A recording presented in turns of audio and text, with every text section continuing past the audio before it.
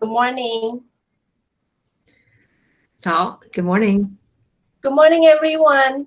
Good morning, world. Nice to see us all online in this special time. My name is Juling Shih from National Central University, Taiwan. It is my best honor to introduce a very nice and wise lady who I have to spend a lot of time today to do a lengthy introduction to complete naming her achievement. Our first speaker of Gaia STEM lecture series, Professor Tsu-Jae King Liu, is the Dean of College of Engineering in UC Berkeley. She's also the first female dean in over 150 years of UC Berkeley history. Professor King Liu, a graduate of Stanford University, joined the Xerox Palo Alto Research Center as a member of research staff in 1992 to research and develop Finfet, the high-tech performance thin film transistor technology for flat panel display application. In the last 20 years, she has served in the faculty of UC Berkeley, where she now holds the Taiwan Semiconductor Manufacturing Company Distinguished Professorship in Microelectronics. She was Faculty Director of Microfabrication Laboratory, Senior Director of Engineering in the Advanced Technology Group of Synopsys, Faculty Director of the Marble Nanofabrication Laboratory. Professor King Liu is now a Fellow of IEEE and a member of the U.S. National Academy of Engineering, and serves on the board of directors for Intel Corporation. She was included in the National Academy of Inventors and the Silicon Valley Engineering Hall of Fame. Professor King Liu awards include a long list: the Electrochemical Society, the Electric Science and Technology Division Thomas D. Callanan Award, the Intel Outstanding Researcher in Nanotechnology Award, the Semiconductor Industry Association University Researcher Award, and the Semiconductor Research Corporation Aristotle Award, just to name a few. Her research activities are presently in advanced materials, fabrication process, and devices for energy-efficient electronics. She has published over 500 publications and holds over 96 patents and around 80 additional patents pending. Having this said, I personally cannot wait to know more about the details of Professor King Liu's work. Without further ado, let's welcome Professor King Liu to give her talk on semiconductor technology from atom to application. Right. Professor King Liu. Right. Thank you so much, Professor Shih. It's really my pleasure to join you all here today to share with you my perspective on semiconductor technology from atoms to applications. I hope you can see my screen here. Is that okay? All right. So welcome, everyone. I was told that this is a young group of women, so I do not expect you to be experts in engineering. So my talk today is really to be high level, talking in general about technology advancement and why it's important for women as well as men to contribute to advancement of semiconductor technology. So I'd like to first introduce myself. 我在美国出生的, okay? So this is why 我的国语不行. So this is a map of the United States of America. And if you are familiar with it, there's 50 states, and one of them is New York, 纽约州. And so I was born here in a town called Ithaca because my parents came over to the United States. 他们是留学生. They came over to Cornell University in New York to study graduate school. So they met together when they were at Cornell University, and they got married, and then I was born. So I was born in Ithaca, but my parents, after they graduated, moved to California, closer to Taiwan. So at first, my family moved to Los Angeles, and so my first younger brother was born in Pasadena, which is close to Los Angeles, and then my second younger brother was born in Los Angeles. So I remember when I was very young going to Disneyland very regularly. And so I do remember a few years of life in Los Angeles. But soon after that, my parents moved to be closer to San Francisco, so to the San Francisco Bay Area. So this is really where I grew up, from kindergarten to today, right? So let's look more closely at the Bay Area. Okay, so this is the San Francisco Bay Area. And you can see this is a bay with water. So I grew up in a town very close to Silicon Valley. Now, silicon is a semiconductor material. So I think that helped to influence me to choose to pursue electrical engineering and semiconductor technology for my career. I went to Stanford University, which is not very far from Silicon Valley. And after graduating, I worked at a company called Xerox in Palo Alto, which is right here close to Stanford. But a few years later, I moved across the bay. So this is across the water here.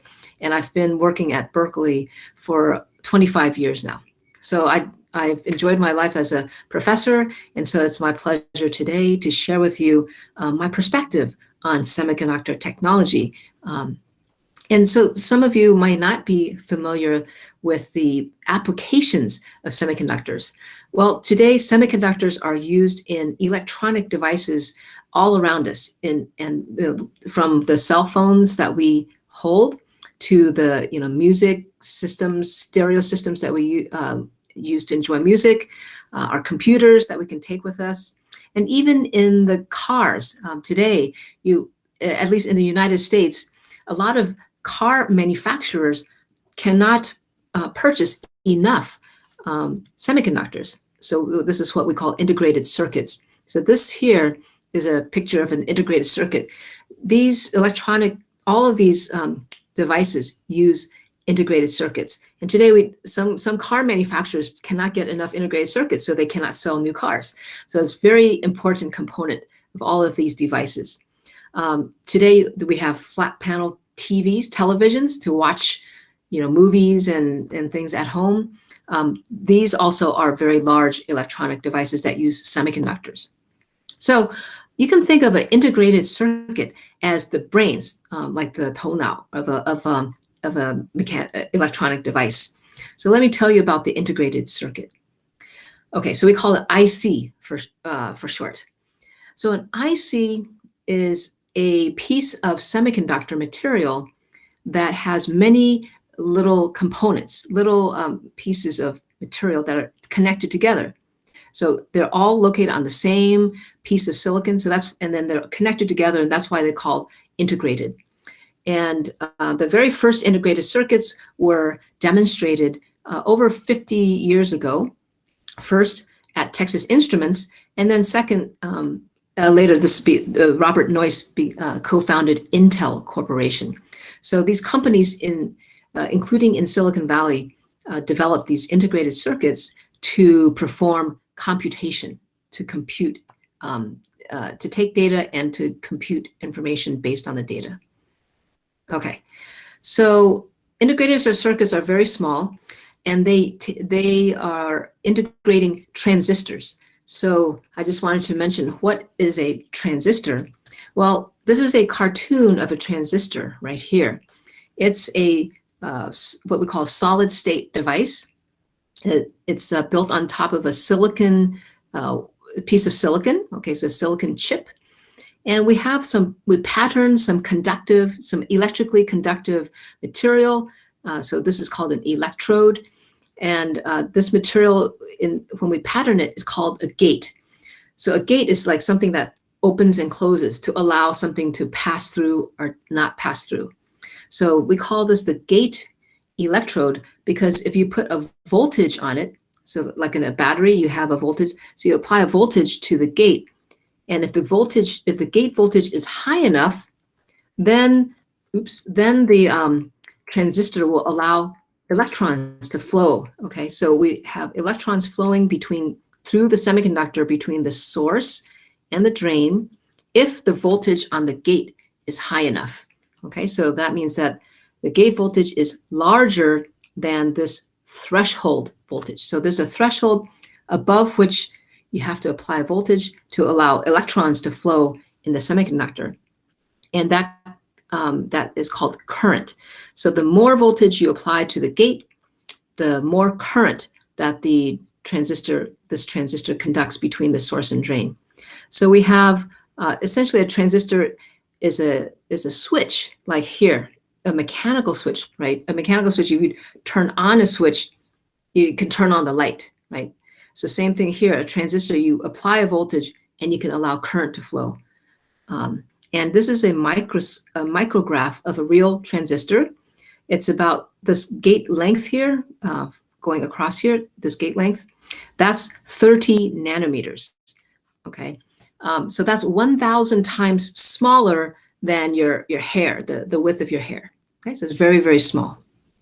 Now, a transistor ideally is a switch, on-off switch. But in reality, if you look at the current on a log scale, right? So this is logarithmic scale.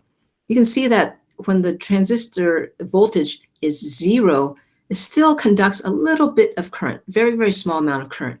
So this is what we call the off-state current. And that's something we do not like, but it's a reality.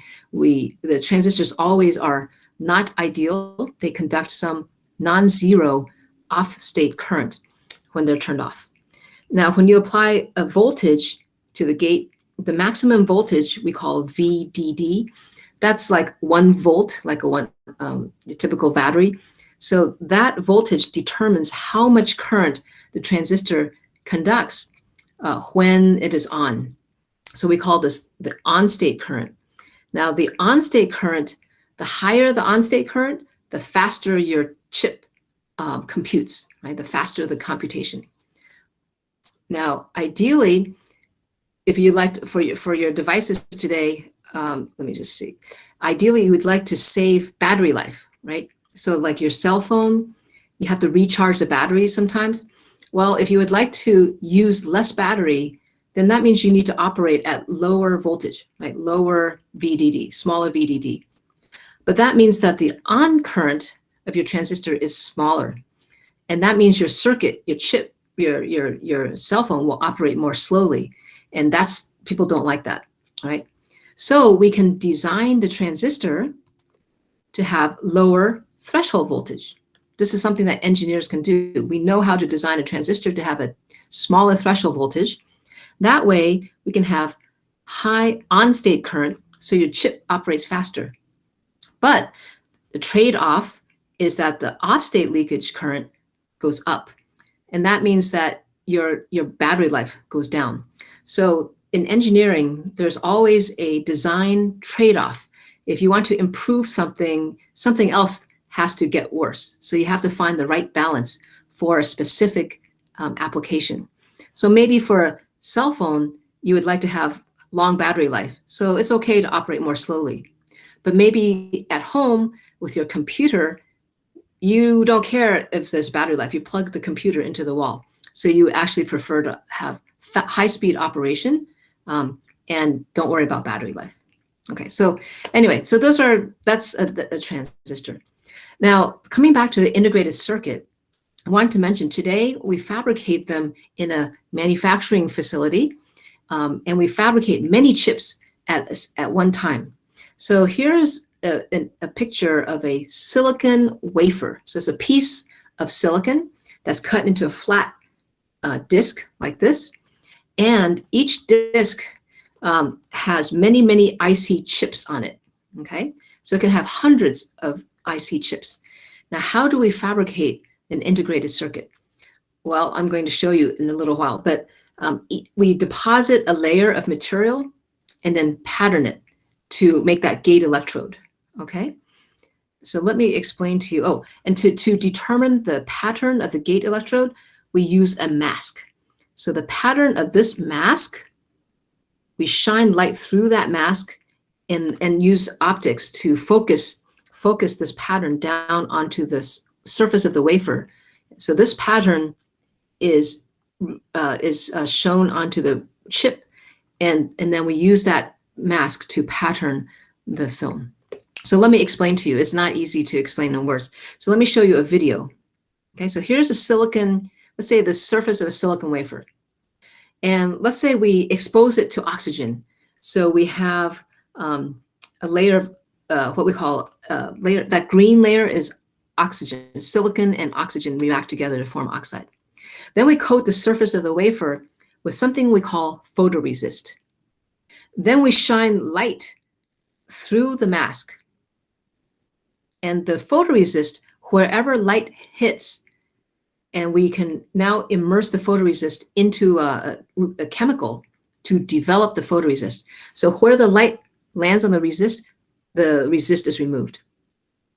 Now we can subject this wafer to acid to etch that green layer. But the photoresist protects the green layer, okay? And so this is why we can pattern the green layer according to the mask. And then we can implant some impurities into the surface of the semiconductor only in this region. So we can actually form the source and drain regions this way, right? By introducing impurities in small areas on the surface of the wafer. Okay, so that's one whole step of patterning one layer in an integrated circuit. Okay, so now let's remove that silicon dioxide layer and let's repeat. Let's form the next part of the integrated circuit. Okay, so we do the same steps. Okay, so this is the pattern. This is the pattern of the mask that was used to form this region in the silicon. So now let's form the gate electrodes of a transistor. So we first deposit the gate material, that blue layer, on the surface. We coat the gate material with photoresist. We expose the photoresist through a mask. We develop the resist, and then we etch the gate layer. So you see, so we use light to determine the pattern, and we use chemicals to etch the gate material away where we do not want it. Okay, so that's how we made the gate electrode. So this process, you can see, it continues. We coat the surface of the wafer with a light-sensitive photoresist layer, expose through a mask, develop the mask, and so on and so forth. Okay, so I'm going to skip for time. So this is how we build up a integrated circuit, one layer at a time, and each layer is patterned by shining light through a mask. Okay, and so we can shine the light through a mask one by one, a step across the wafer. So you can actually make hundreds or thousands of IC chips on a single piece of silicon by this method. Okay. All right, so you might have heard of some companies that make integrated circuits. So I want to explain the different parts of the manufacturing process. So there are some engineers that design the chips to perform a certain function, like a computer chip or a TV chip are different functions. So they have to have different connections of the transistors. So what we call this a logic design. So there are some engineers that design the function of your integrated circuit. They say transistors must be connected together in a certain way in order to perform a certain function. Then we have different engineers take this logic design, they take this logic design and they create a physical layout design. So remember all those masks, the masks that are used to pattern each layer, those are designed by different engineers. And so this is what we call a physical layout design. Okay, so those masks that I showed previously here, those are designed, those are drawn by layout engineers. And it is these masks that are designed to make to use in fabricating the integrated circuit. So I know in Taiwan, TSMC is famous, right? It's the world's largest manufacturer of integrated circuits. So what happens is that TSMC takes the masks, okay, that are designed by other companies because other companies make sell the chips, right, for the products, for the cars or the cell phones or the TVs. So other companies sell the chips, like Qualcomm is a company in the United States that sells chips for wireless communication. So Qualcomm engineers design the circuit, they lay out the mask, and they give that mask information to TSMC. TSMC fabricates the mask and uses the mask to fabricate the integrated circuit. Now, companies like Intel, where I work, is actually do the whole thing in-house, right? So this is what they call an integrated device manufacturer. That's Intel. But TSMC is a foundry, and Qualcomm is a fabless chip manufacturer. Okay, so this is kind of the how the industry works today. Yeah, so I think that's good enough. So the layout engineers, they design these masks to pattern all of the layers of the integrated circuit. And you can think of it like a blueprint. If you want to build a house and you have different stories, different layers, or you live in a tall building, each floor is designed with a different pattern, right? So you can think of a layout engineer as like an architect laying out the pattern for each part of the chip. Okay, so what has happened over the last 50 years is that the masks have smaller and smaller features. So people can make transistors smaller and smaller. So this is what we call transistor scaling. Okay, so this is an old slide, but I just wanted to mention, this is to illustrate, if you have a chip here, this is an old Intel processor, the minimum feature size is 1.5 microns. So micron is maybe 100 times smaller than your hair, not 1,000 times. So the chip can contain many, many transistors. And if you can make each transistor smaller, let's say instead of 1.5 microns in size, we can make the transistors 1 micron in size, then the same chip, the same function can be fit on a smaller chip. That means we can make more chips per wafer. And if the wafer costs about the same, right? The wafer, it costs about the same, a few $1,000s to process a whole wafer. If you can fit more chips on a wafer, then that means the chip is less expensive, right? So you can actually lower the cost. And so that's why we see every year we have a better performing computers, and the cost is not any different, right? Or the cost gets cheaper. So what we can do is we can save the cost, make things less expensive if we can shrink the size of the transistor. Now, at the same time, if we have a new generation of manufacturing capability that can make smaller transistors, we can actually design more complex chips. So that's what happens here. So we have more capable processors. So each new generation of chips can do more things.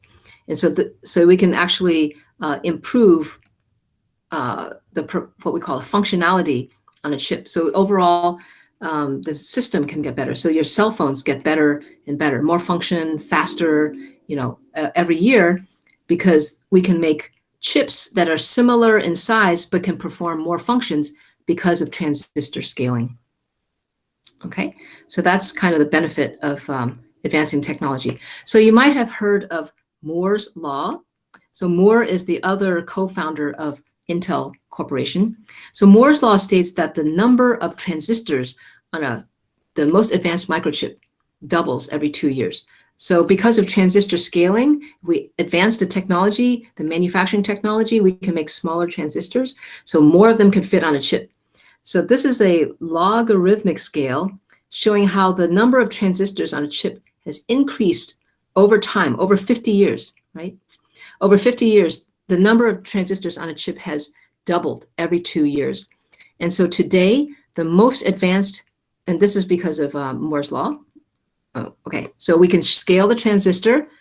It becomes lower cost per transistor because per function, and the chips actually work faster if the transistors are smaller and closer together. So over time, we have better products. Companies make money, and then they invest some of their profit into advancing the manufacturing process to make even smaller transistors. So this virtuous cycle has gone on for more than 50 years. So today, the most advanced microprocessor chips have almost 50 billion transistors on a chip. So let me just mention here. So 50 billion. So it's on the order of, I'm just trying to draw on my screen here. No. Pen. Okay, so we have about 10 to the 10 transistors. Okay, on a chip. And a chip of silicon is approximately, let's just say very roughly 1 centimeter. Okay, so if we can fit 10 to the 10 transistors, 1 centimeter, and let's assume that the transistors on the average are just placed like this, in rows and columns, right? We have rows of transistors and columns of transistors like this. Just assume that they're laid out evenly. So that means we have 10 to the 5 columns by 10 to the 5 columns of transistors, right? So you can see that each transistor takes up a very, very small amount of space. So that's why we're talking about atoms. Now, most people, if you tell them about Moore's law, they might not think it's very interesting. But what's more interesting is the impact of Moore's law. Because we can make these computing chips more cheaply and they become more powerfully computing, the market has grown. So the number of computing devices in the world has grown exponentially over time. So today we have over 10 billion, tens of billions of cell phones. That's more than the number of people. And if we continue this trend, if we continue Moore's law to grow the capability of computing devices, we are going to see hundreds, if not thousands, of computing devices per person. Right? So the idea here is that if we have 100 billion or 1 trillion computing devices in the world, the number of people in the world is still going to be on the order of 10 billion. So that means there will be many more computing devices than people. So this is an interesting thing to think about for engineers. Okay, so let me come back to the talk is about atoms, right? So if we look at a cell phone today, and if we open it up, you'll see that there are many integrated circuit chips in there, okay? And if you take away the cover for an integrated circuit chip, you'll see that there are transistors, as I mentioned at the beginning, and then we have many layers of metal wires to connect the transistors together in order for the chip to perform the function. And so over time, the industry has been able to scale down transistors smaller and smaller and smaller. So over 50 years, today, the smallest transistors are approaching 10 nanometers in size. So this is essentially, and a transistor comprises atoms, and we need to be able to precisely pattern the atoms in order to manufacture integrated circuits today. So this is where transistors are sized today. Oh, so this is a micrometer, so bacteria about that size. Virus, like COVID-19, virus on the order of 50, 10 to 50 nanometers. Transistors are smaller than that, the virus now. And today, we're doing gene editing, right, to hopefully to solve some health problems, cure disease. Transistors, the technology used to make transistors is more precise than these proteins, and it's approaching the size of DNA. So really, it's semiconductor engineering really involves atomic engineering. So sometimes people call us atomic engineers, right? Okay. So Professor Shih mentioned in the introduction that I'm known for helping to develop a transistor called the Finfet transistor. And TSMC today is the leader in manufacturing FinFETs. So I just wanted to explain to you what the FinFET is. It's the same transistor structure as shown before, except that this semiconductor, the region, the current flowing between the source and drain is shaped like a fin, like a shark's fin. I don't know if you like shark's fin soup, but it's like a shark's fin, and the gate wraps around it like this, okay? And this transistor design is better because as long as the width of this fin is smaller than the gate length here, then this transistor can actually conduct current better. So you can actually lower the voltage to save power, but also get higher on current. So you can have fast circuits with less power. And so 20 years ago at UC Berkeley, we showed the first FinFETs that can be scaled down to 10 nanometers in minimum dimensions.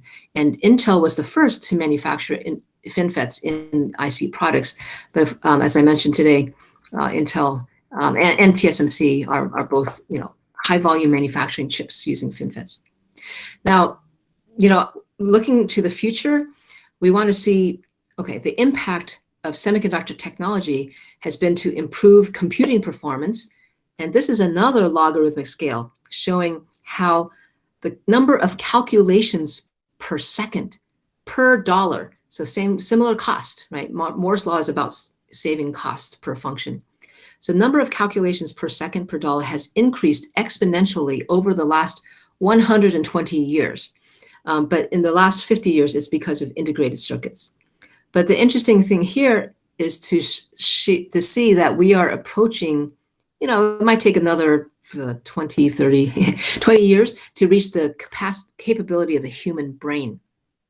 Today, we're approaching the capability of, smaller brains.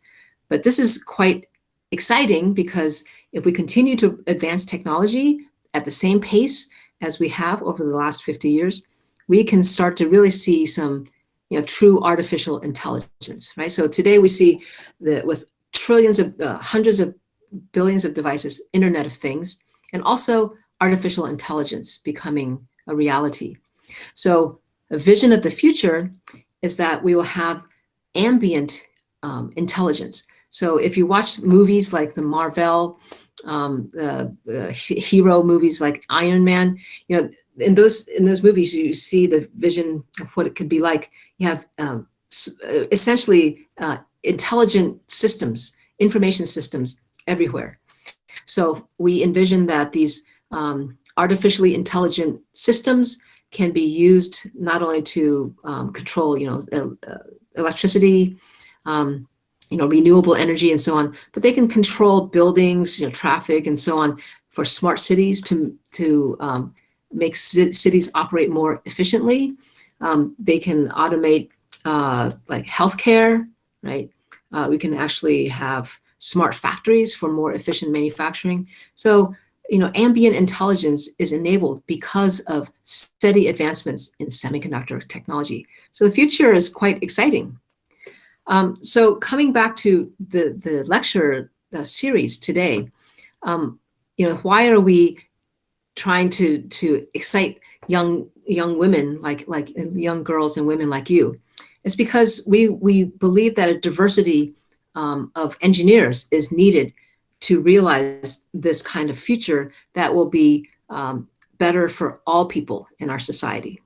So let me explain why diversity matters. Why it's important to have women and men help to create these new technologies that will transform our future, right? Because this future here is quite different, right, than the future today. It will transform our lives. Engineering, the technology has always transformed lives. Okay, so here is a picture. I hope you might guess what this is, but this is what we call a dummy. So it is a model of a human being, and it is used by automobile manufacturers. So car manufacturers use these dummies to test the safety of their cars. Okay. Now, today, when the car gets in an accident, there's some airbags that deploy to protect the people from getting injured too badly. Now, for the first 10 years that airbag systems were developed, the car manufacturers used dummies that were shaped and that were the size and weight of of men.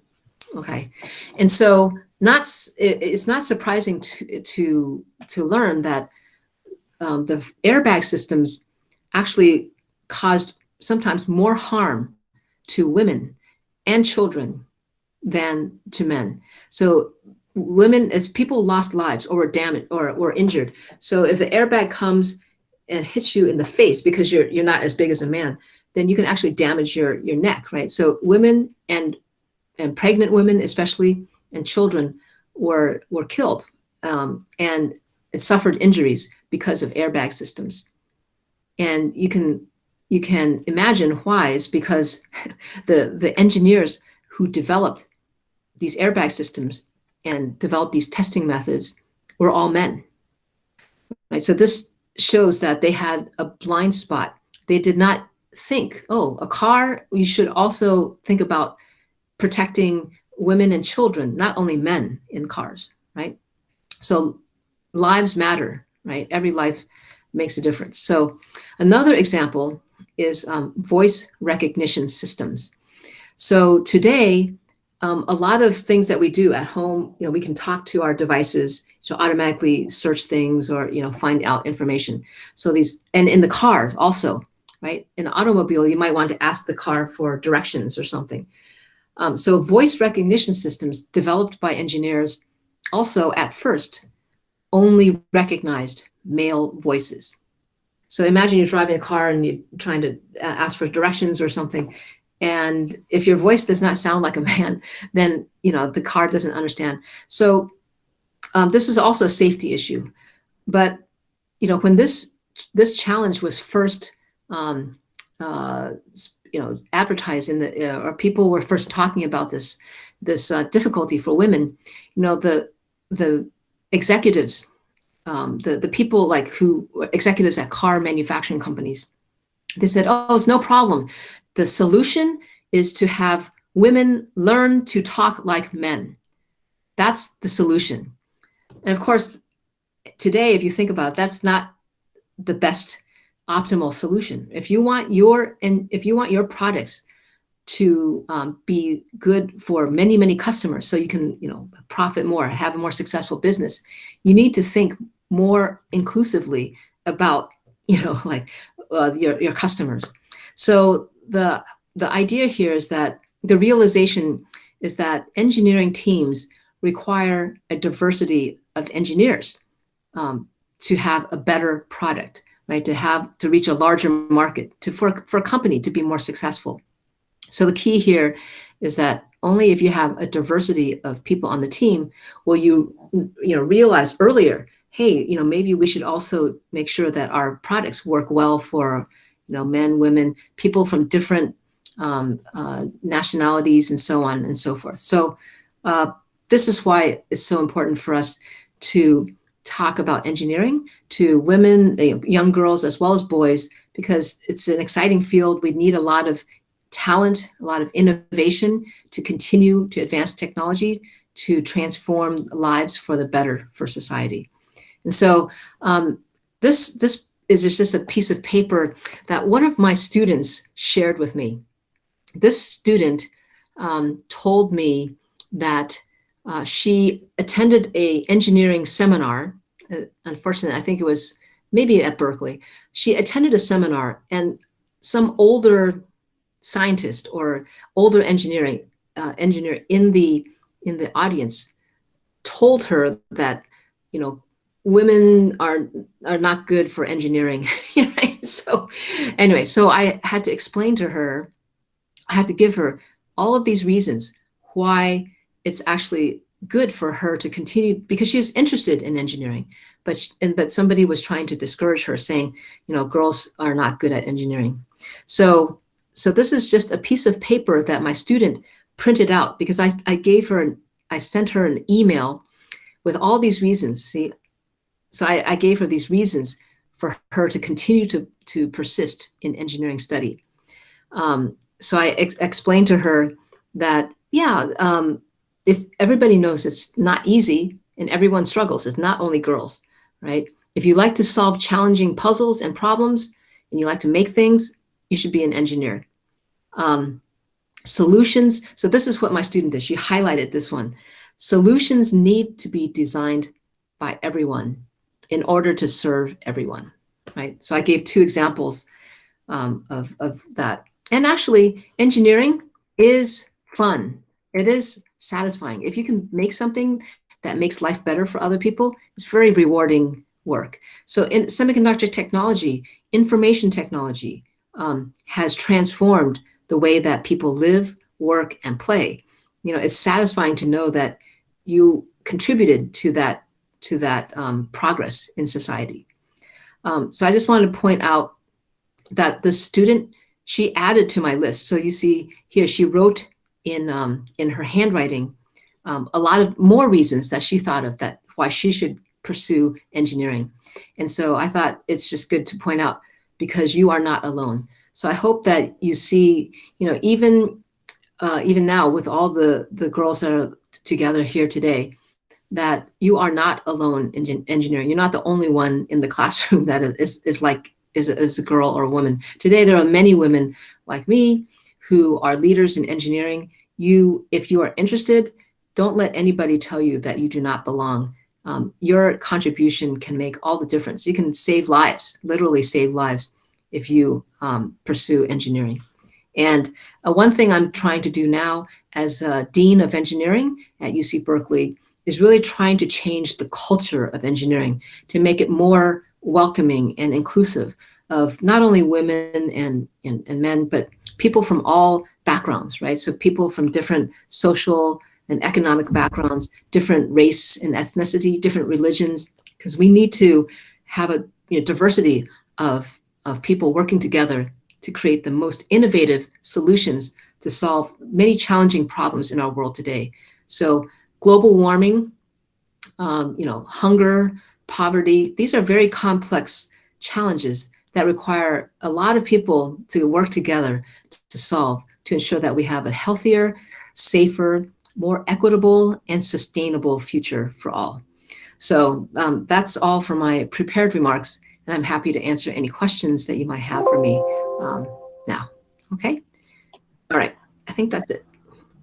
Thanks. Thank you, Professor Liu, for the inspiring talk and very detailed explanation of the semiconductor that I learned as a high school student. Yeah, right. Try not to make too much technical detail, but yeah.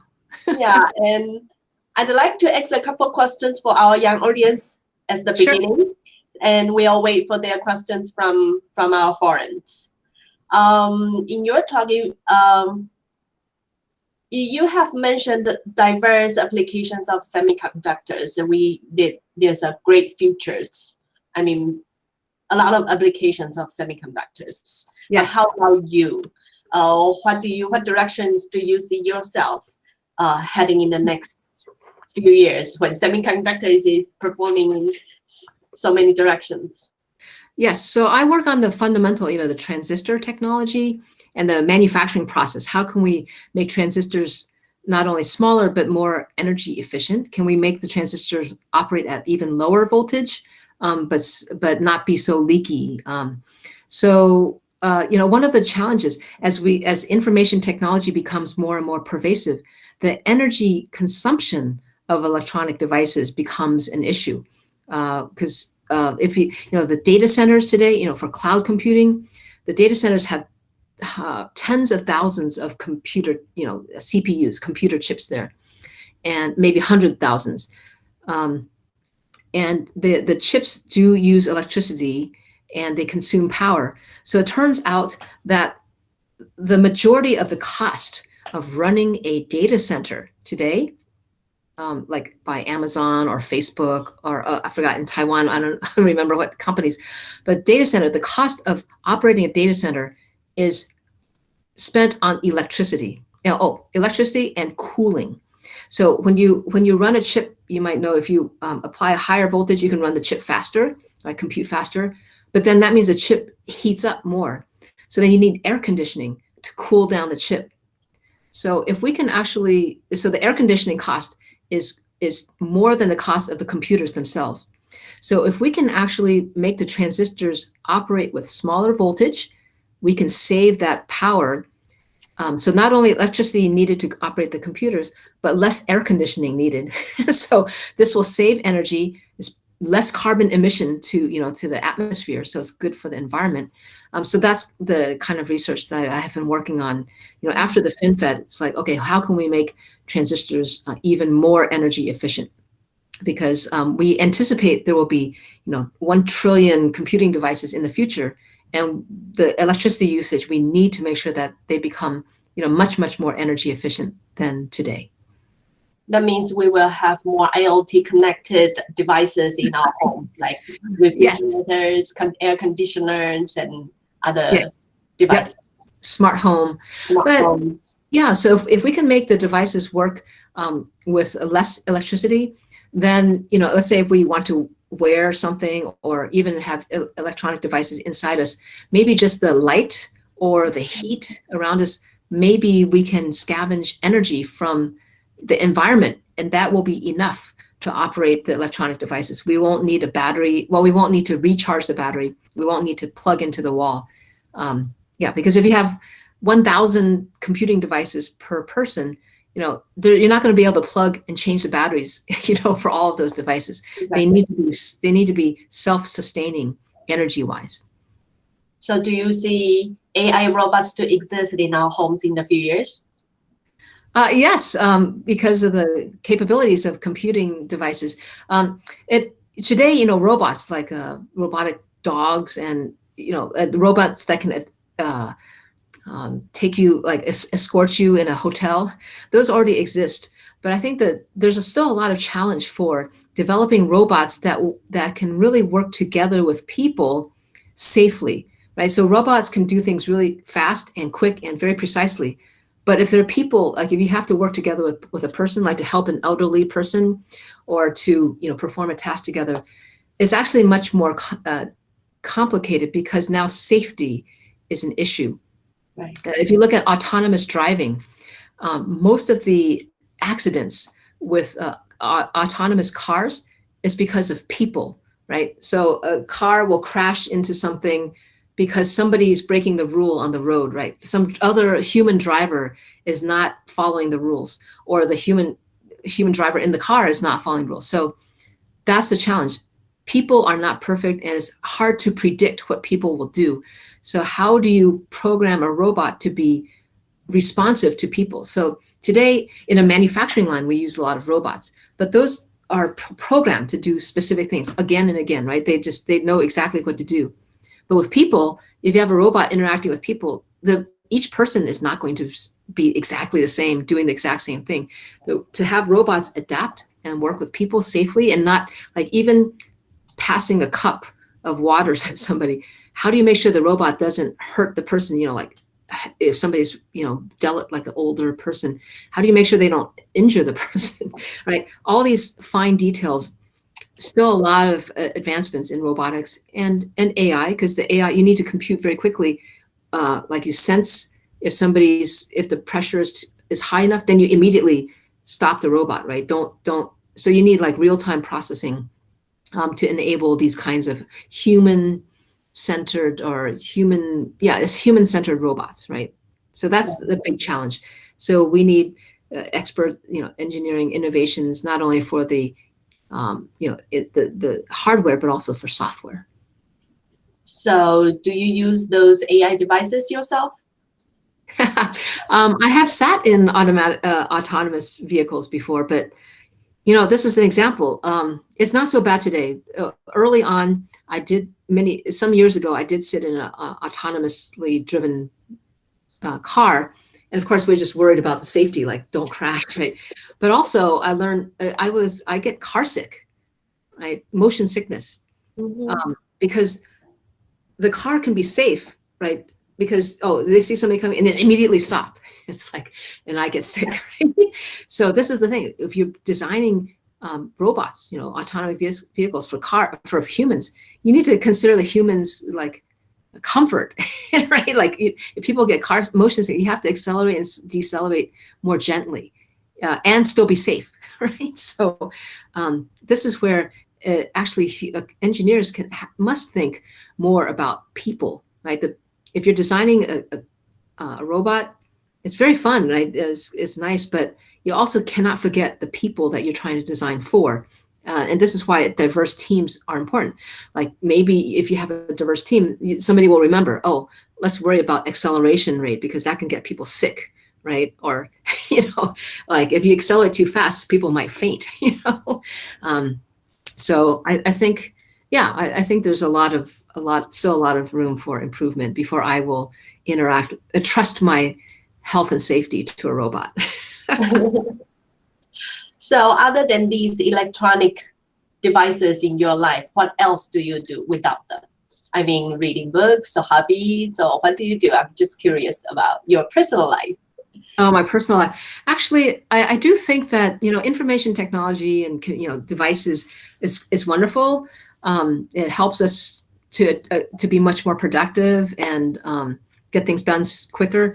But I think it's not healthy, especially in the United States. Too many younger people are too attached to their information devices, and I think this, especially when you're young and you're developing, your mind is developing, and your social connections, your social you're maturing.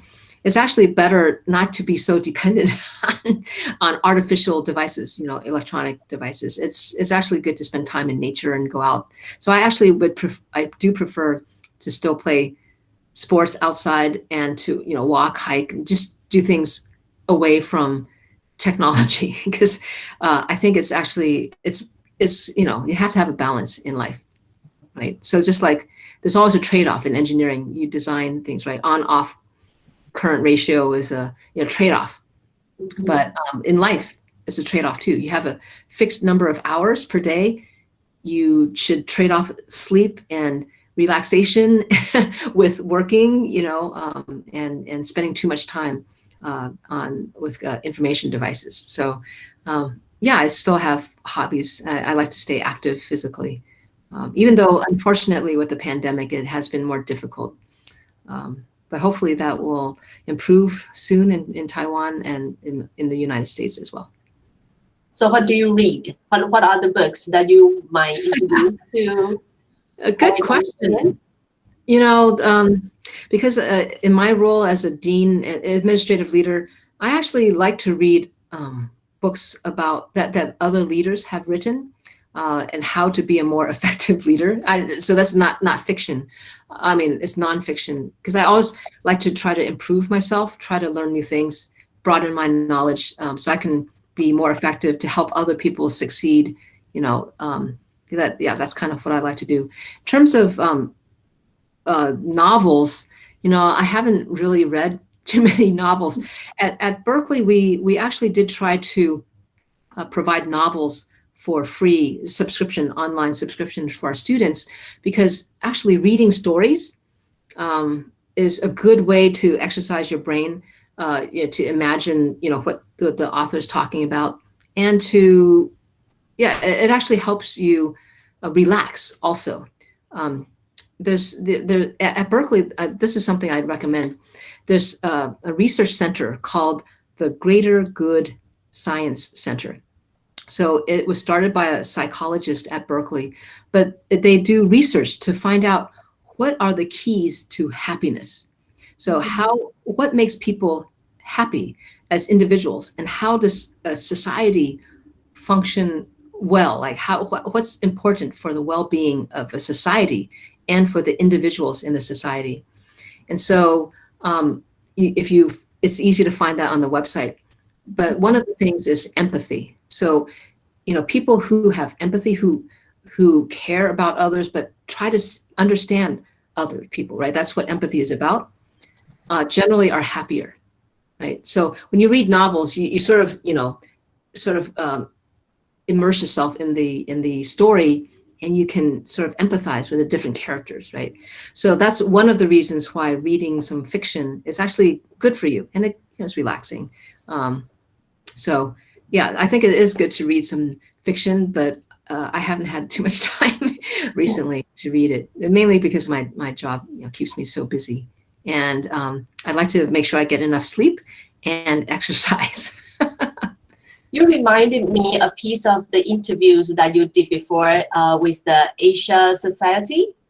Oh, Then you mentioned something about the Ralph Waldo Emerson, talking about the purpose of life. Do you remember that? Should I repeat that? Because please, please share with our young audience here today. Yeah. He said the purpose of life is not to be happy. It is to be useful, to be honorable, to be compassionate, to have it make some difference that you have lived and lived well. That reflects to what you just said about having good life qualities, enjoy life, but at the same time using your work to help people. Yes. To advance our life, to improve our life quality. Yes. Yeah. Thank you for reminding me of that. Actually, I keep that in my notes. I have to look it up because now, okay, so I grew up in a Christian family. So, all these principles of, showing gratitude, being thankful, that helps. And then being empathetic, and forgiveness. Like if people offend you, forgive, all these things help you live a healthier, happier life. So let me just see. And it turns out only after all these years, when scientists do some research, they find out there's actually a chemical, let me just try to find it. So it turns out that, that quote that you shared with us, Professor Shih, it's actually psychologically supported. There's some chemicals. Oh yeah, right here. Okay.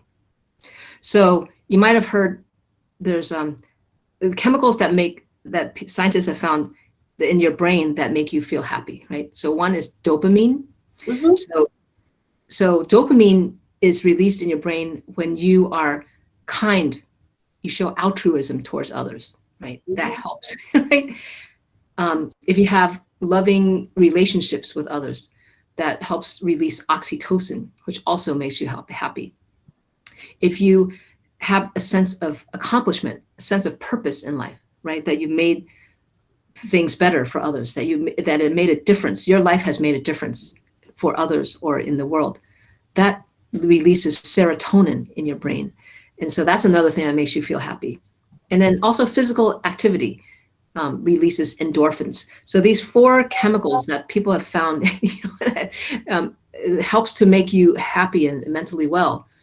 Those things are triggered by loving relationships, that's empathy, altruism, so doing things for others, feeling a sense of accomplishment.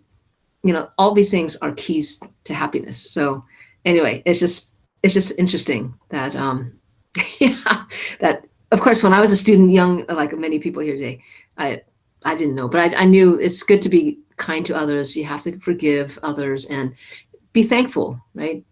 I think those are pretty good secrets to living a happy, productive life.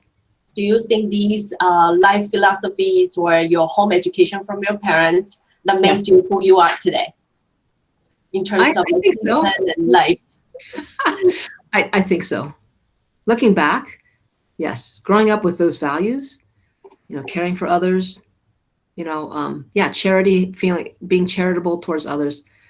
It doesn't hurt to grow up in California, I have to say, right? Because it's sunny. And that also is good, right? If you have vitamin D, all these things. So I've been very blessed. I've been very blessed in life. And so, but people who have the ability, I think I've also shared this publicly. If you look at some of my videos, there's also, this philosophy that's, in the Christian, in the Bible. It's like, if you are able to do something good, and you choose not to do it, that's wrong, right? So like if I have the ability to help others through my teaching or research, it's actually wrong if I don't do it, right? Yeah. So example, like for the young people here who might not be familiar with that philosophy, a prime example, I'm unfortunately I have to mention is like it happened in the United States. So there was a man who was drowning in water, right? Somebody was drowning, he couldn't swim in maybe a lake. And then some teenagers were videotaping him drowning. They were laughing at this man drowning, right? Rather than going in to help save this man's life, they videotaped it and were laughing. So that's an example, stark example of why it is wrong to not help if you can, right? But that's just a general, philosophy. It's like, okay, if you can help and nobody else can do it, then it is actually a responsibility for you to step up and make a positive difference. And how does this philosophy work in your work? So that's why scientists. So I think that's one reason I stepped up, the main reason I stepped up to serve as Dean of Engineering, because I think, technology is advancing. You see all this exponential curve, right? The pace of technology advancement is accelerating. It's an exponential curve. And that was the point of the Kurzweil's law. The reason why technology is advancing faster is because technology is itself helping to advance technology, right? So some people might have read in the news, like Google is using AI to design its chips, its IC chips faster, right? So now we can have better chips even sooner, right? So like technology, the pace of technology advancement is only increasing. And that makes it, if we don't pay attention to inequity, so like if women, underrepresented minorities in engineering are left behind, the gap is going to grow too fast. We need to make sure that we transform the culture of engineering to ensure that the future that engineers design and build will be truly good for everyone, not only for the people that are like the engineers, right? We want to shape, engineers literally design and build the future. If you think about like the devices that we're using today to communicate, think about the buildings we live in, the cars we drive, the roads, the streets, those were all designed and built by engineers. Well, maybe laborers, but designed certainly by engineers. The technology was created by engineers. And if engineers are not diverse, then we're not going to have a future that is equitable to all, right? There's going to be greater injustice in the world. And so my goal as dean, and I didn't think that other engineering dean candidates would prioritize this so much, but really is to transform the culture, because there are reasons if women come into engineering but they don't feel welcome, they're not included, their voices are not heard. If underrepresented minorities, their voices are not heard, then it doesn't matter if they're here, they're not going to be able to contribute. So I think it's really important to transform the culture, and that's why I am serving as dean. I hope to make a difference, a positive difference, broadly. And another example of that African American, examples, like these automatic faucets to save water, right? We have faucets now in the bathrooms. You put your hands and the water comes out. Well, those don't work well if you have dark skin, right? So maybe dark-skinned Indian and African American people, that those sinks don't work so well. They have to move their hands this way, right? So that just shows it's like we're designing these technologies, but discriminating against people. So this is not good.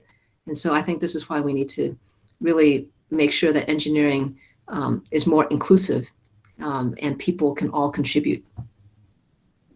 Yeah, you have mentioned changing cultures, changing some of mindsets several times today. In various levels, not only in work, in life, but in serving the society, the world. Yeah, that's very important lesson that we learned today. By the way, you have Taiwanese parents, right?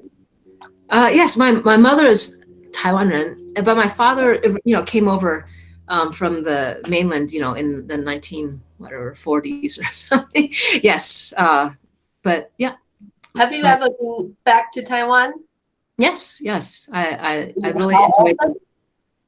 No, not in the last 1.5 years, but maybe once a year. A lot of alumni, a lot of Berkeley alumni Yes.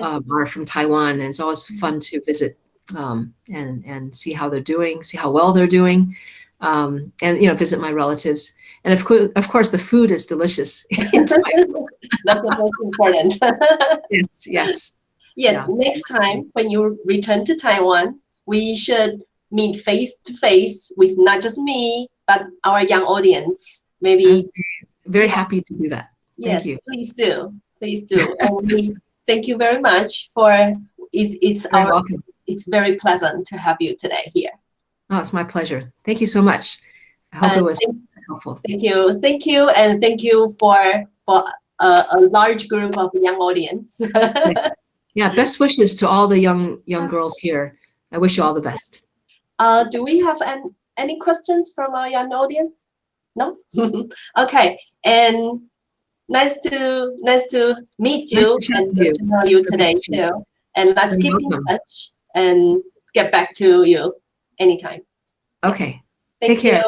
Stay safe. You. I hope you all are healthy. Stay safe and well. Everybody. You and all your families.